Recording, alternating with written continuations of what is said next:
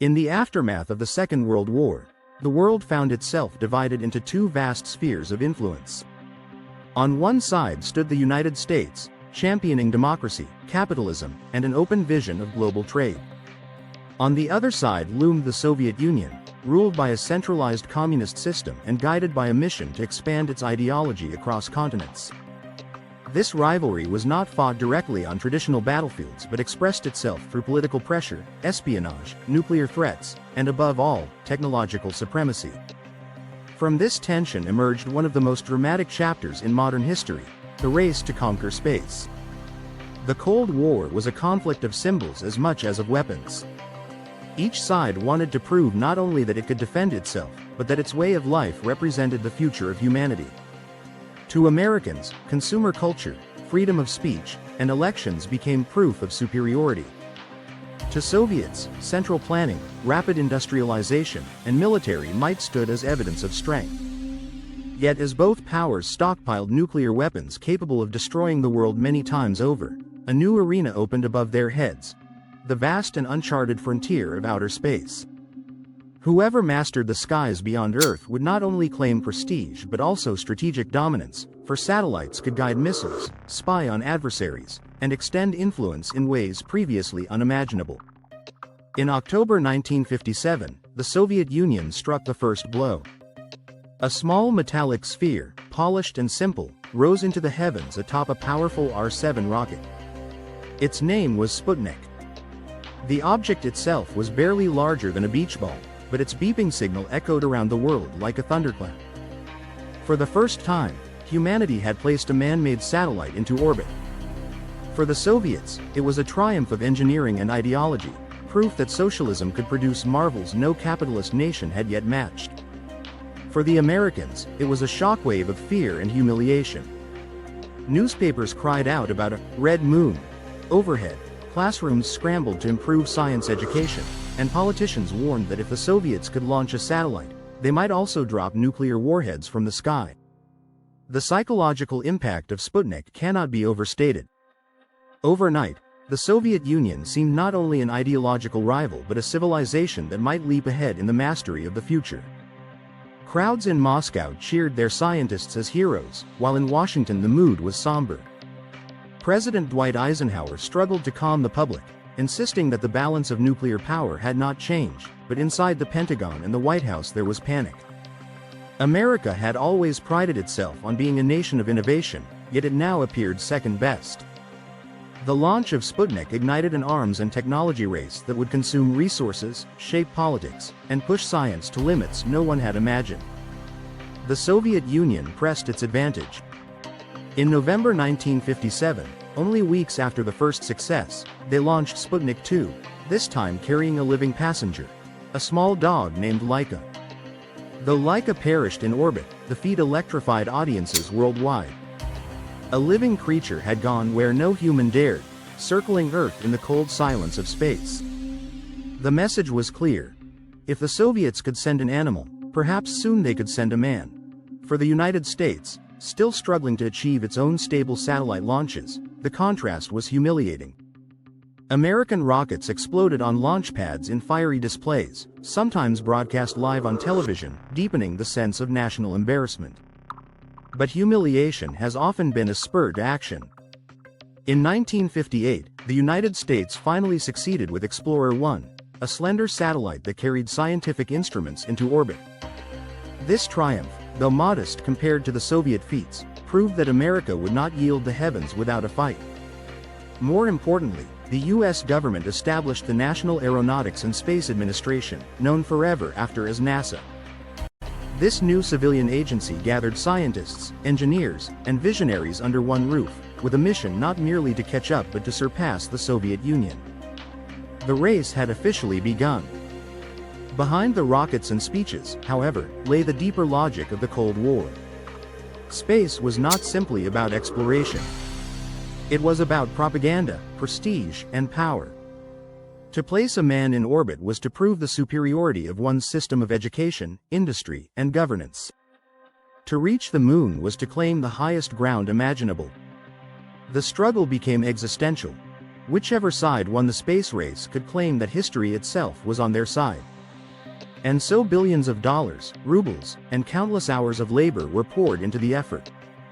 Engineers tested new engines, astronauts and cosmonauts trained under brutal conditions, and politicians proclaimed the destiny of mankind lay with their flag. As the 1960s approached, the stakes grew ever higher. American children studied mathematics and physics with new urgency, driven by the fear of Soviet superiority. Soviet citizens, meanwhile, basked in the glory of headlines declaring communism the future of progress. The Cold War was a contest without front lines, but with every rocket launch and every satellite signal, the world felt the pressure of two giants wrestling for the future above the Earth itself. On the morning of April 12, 1961, the Soviet Union delivered a thunderous announcement to the world. A young Air Force pilot named Yuri Gagarin had become the first human to journey into space. Strapped inside a capsule called Vostok 1, he completed a full orbit of Earth in just under 2 hours. His smiling face, broadcast across newspapers and radios, became the embodiment of Soviet pride.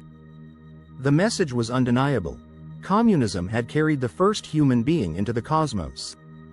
In Moscow, crowds filled the streets in celebration.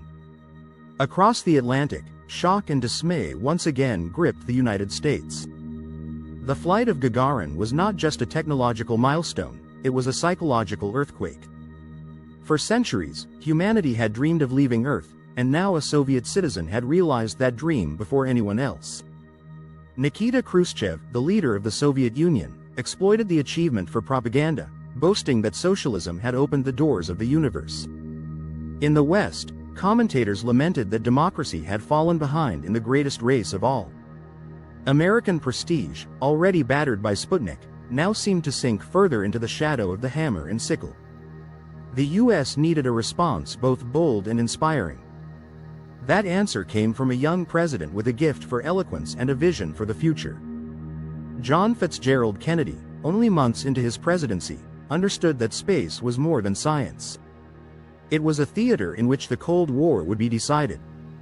On May 25, 1961, before a joint session of Congress, Kennedy declared that America would land a man on the moon and return him safely to Earth before the decade was out. The statement electrified the nation. It was audacious, for at the time America had barely managed a 15-minute suborbital flight with astronaut Alan Shepard. But it gave NASA a clear objective, a single beacon to rally around. The challenge was monumental. To reach the moon required rockets larger and more powerful than any built before, new spacecraft capable of sustaining life for days in the harsh vacuum, and computers fast enough to calculate trajectories across hundreds of thousands of kilometers. Thousands of engineers, technicians, and scientists threw themselves into the effort. The Apollo program was born, a colossal project that would eventually employ over 400,000 people and cost billions of dollars. For the United States, it was nothing less than a declaration of intent to surpass the Soviet Union not only in space but in the imagination of humanity. Meanwhile, the Soviets continued to press their advantage. In 1963, Valentina Tereshkova became the first woman in space, another propaganda coup that highlighted inclusivity under communism. Cosmonauts performed spacewalks, tethered to their capsules as they floated above Earth's blue curve, images that both awed and intimidated Western audiences. Yet behind the triumphs, cracks began to appear in the Soviet program. Their rockets, while powerful, suffered from instability. The Vostok and Voskhod spacecraft were limited in design, pushing cosmonauts to endure cramped and dangerous conditions. Soviet secrecy concealed failures, but within the walls of their laboratories engineers struggled to design a craft capable of rivaling the Apollo hardware now in development. As the United States advanced, public support grew. The Mercury program gave way to Gemini, where astronauts learned to rendezvous and dock spacecraft in orbit, to perform extravehicular activities, and to practice maneuvers that would be essential for a lunar mission. Each step was broadcast live, turning astronauts into national heroes. The names Shepard, Glenn, Grissom, and Armstrong became symbols of courage, living embodiments of a nation determined to reclaim the lead. The American space program became not only a scientific enterprise but a cultural phenomenon, with television, magazines, and schools all celebrating the astronauts as the cutting edge of freedom. Tragedy, however, reminded both nations of the risks. In January 1967, during a routine test on the ground, Apollo 1 was consumed by fire. 3 astronauts, Gus Grissom, Ed White, and Roger Chaffee, lost their lives in a matter of minutes. The nation mourned, and critics wondered if Kennedy's dream had been reckless. But from the ashes came resolve. NASA overhauled its designs, improved safety systems, and pushed forward with renewed determination. The stakes of the Cold War ensured that failure was not an option. By the late 1960s, the balance began to shift. While the Soviets had achieved early glory with Gagarin and Tereshkova, their efforts to build a massive rocket capable of reaching the moon faltered. Explosions and setbacks plagued their N-1 program, though these disasters remained hidden from the public under a veil of secrecy.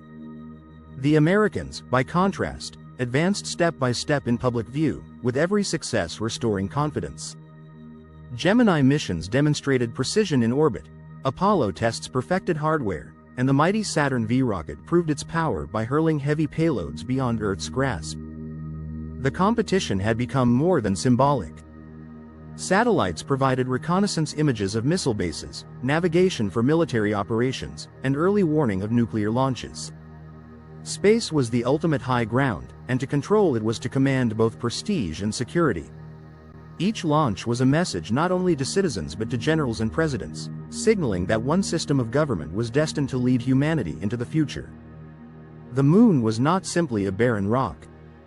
It was the trophy of a planetary struggle.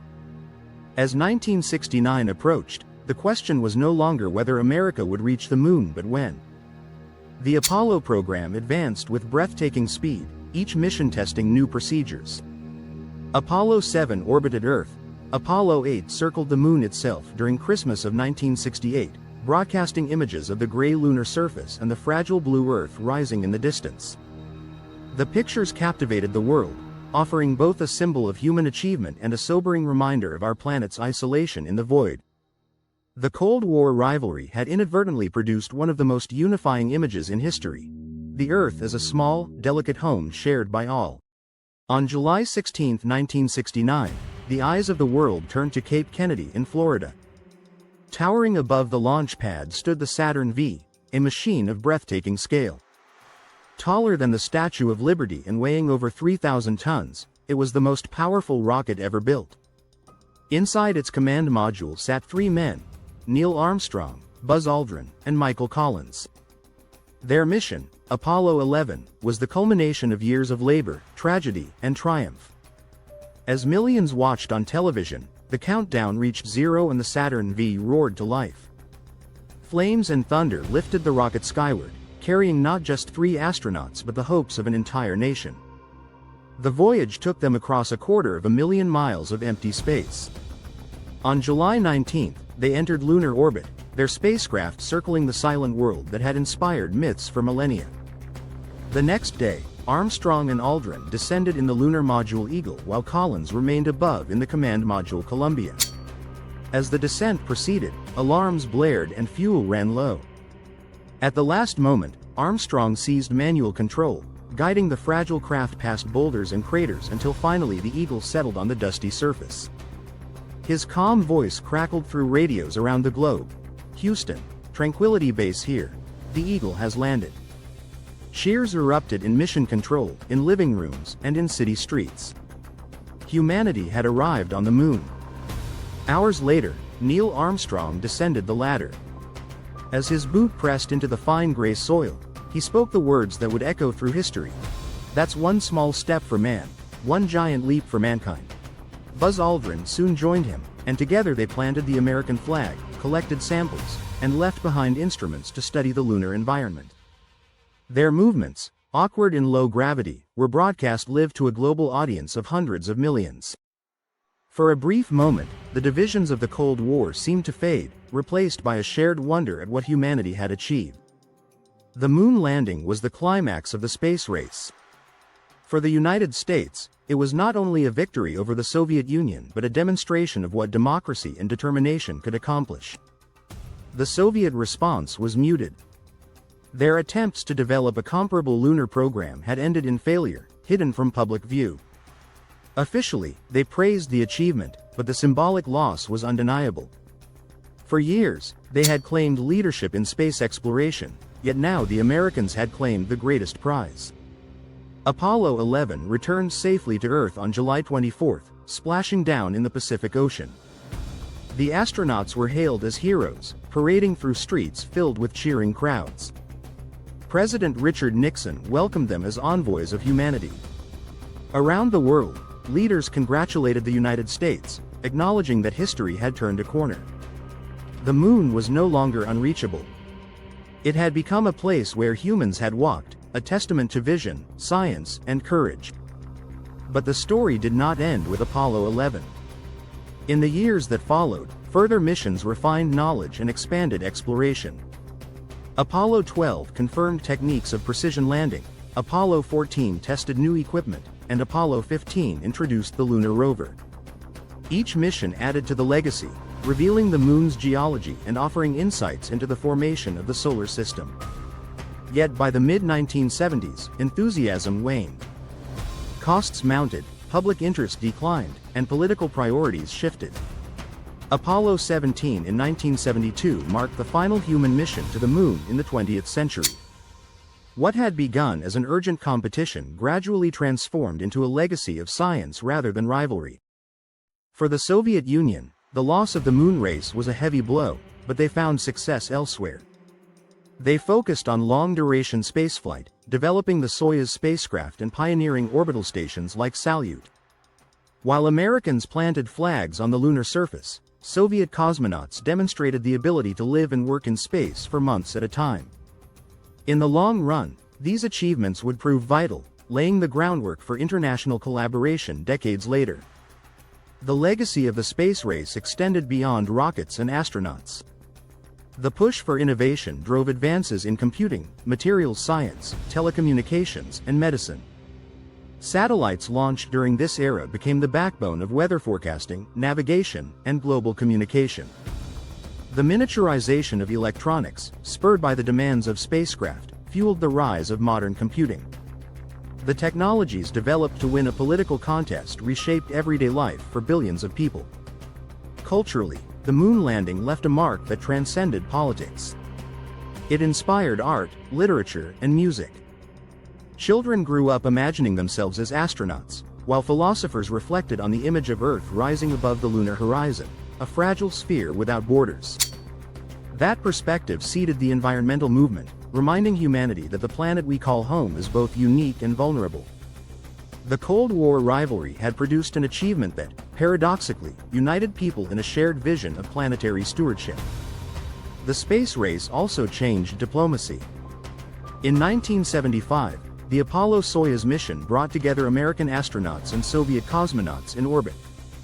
They shook hands through a docking tunnel, a symbolic gesture that suggested cooperation was possible even amid rivalry. This moment foreshadowed the later collaboration of nations on the International Space Station, a project that would see former adversaries work side by side in orbit. The moon landing had not ended the Cold War, but it had planted seeds of partnership.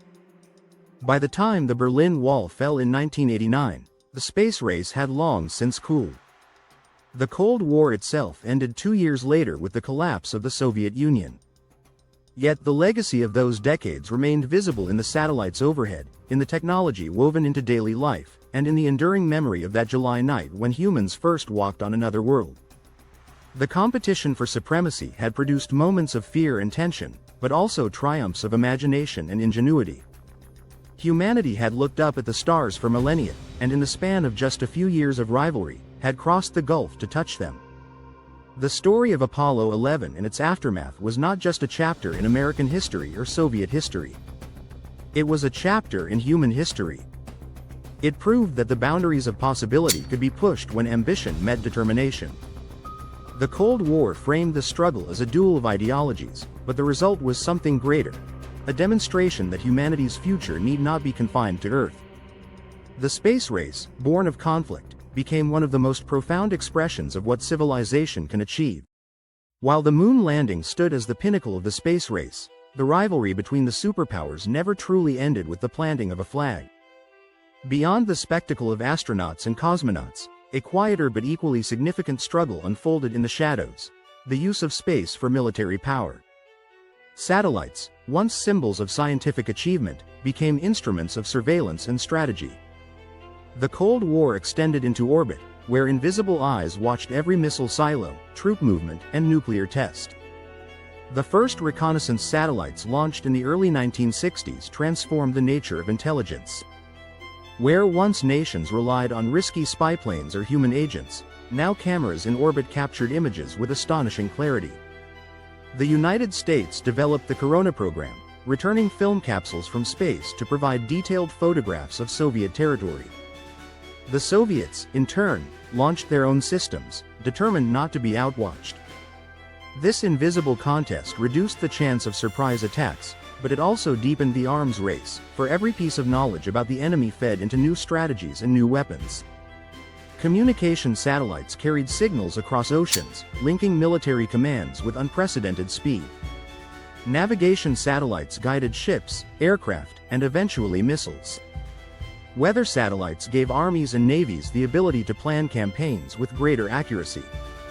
In this sense, the space race reshaped warfare as much as exploration. The high ground of Earth's orbit became a vital extension of national power.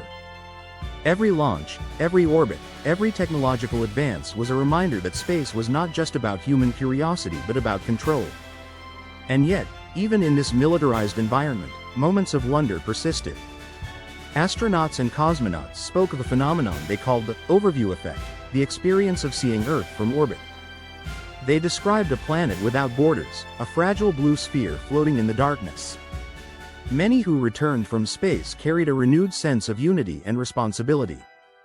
These personal testimonies offered a counterpoint to the divisions of the Cold War, a reminder that beyond ideology, humanity shared one home. Cultural impact echoed as powerfully as technological impact. In classrooms across the United States, children dissected images of rockets and planets, inspired by the possibility of new frontiers. In the Soviet Union, posters depicted cosmonauts as heroes of socialism, soaring to the heavens under red banners. Science fiction flourished, fueled by the reality of spaceflight. Writers and filmmakers imagined futures where humans colonized other worlds, sometimes as extensions of national glory, sometimes as visions of unity. The space race became more than propaganda, it became mythology. The rivalry also revealed the paradox of competition. On one hand, it produced extraordinary achievements in record time. On the other, it consumed resources at staggering levels. The Apollo program cost billions of dollars, money some argued could have been spent on education, healthcare, or social reforms. In the Soviet Union, the diversion of funds strained an already fragile economy. The decision to prioritize rockets over consumer goods deepened the discontent that would eventually contribute to the system's collapse. Progress in space was dazzling, but it came with a price. As the 1970s and 1980s progressed, both nations adjusted their strategies. The United States shifted focus from the moon to reusable spacecraft, leading to the Space Shuttle program. The Soviet Union concentrated on long-term orbital presence, culminating in the Mir station. Cooperation emerged sporadically, most notably in the Apollo-Soyuz mission of 1975, but the spirit of rivalry lingered. President Ronald Reagan's announcement of the Strategic Defense Initiative in 1983, dubbed Star Wars, once again underscored the fusion of space and military ambition. The vision of orbital defense platforms highlighted how deeply space had become entwined with Cold War fears. When the Soviet Union collapsed in 1991, the space race in its classic form ended. Yet its legacy endured in every satellite orbiting Earth, in every weather forecast, GPS signal, and international broadcast. The technology forged in the crucible of rivalry became the foundation of a globalized world. What had begun as propaganda had matured into infrastructure. The Cold War's contest for supremacy had inadvertently bound the planet together with invisible threads of communication and navigation. Today, The story of the space race is remembered not as a battle of ideologies, but as a testament to human possibility. The images of Armstrong's step, of Gagarin's smile, of Earth rising above the moon, remain timeless. They remind us that history is not only a record of conflict but of aspiration. The Cold War, with its tension and danger, produced fearsome weapons and bitter divisions, yet it also propelled humanity outward, forcing us to think beyond our own planet. The legacy of those years shapes the present. Nations continue to compete in space, from lunar missions to Mars rovers to private companies building rockets for commerce. But the lesson of the Cold War era is clear: competition can drive progress, yet collaboration ensures survival. The International Space Station, orbiting silently above Earth, stands as proof of what former rivals can achieve together. Americans and Russians, once adversaries locked in a race, now share meals and experiments in microgravity. Their cooperation reflects a hard-earned truth, that the challenges of space are too vast for division. The Cold War era of the space race is often summarized by dates, launches, and speeches, but its deeper meaning lies in the transformation of human perspective. It showed that great obstacles can be overcome when nations commit resources and imagination. It demonstrated that even rivalry can yield discoveries that benefit all. And it reminded us that our place in the cosmos is both small and extraordinary. In the end, the space race was less about the moon than about ourselves. It was a mirror in which humanity saw both its divisions and its unity. Out of fear and competition came courage and innovation. Out of propaganda came poetry. And out of a dangerous rivalry came one of the greatest triumphs in the history of civilization. The Cold War has ended, but the footprints remain on the lunar surface, untouched by wind or rain, a silent reminder of a time when two nations dueled among the stars and, in doing so, carried all of humanity with them.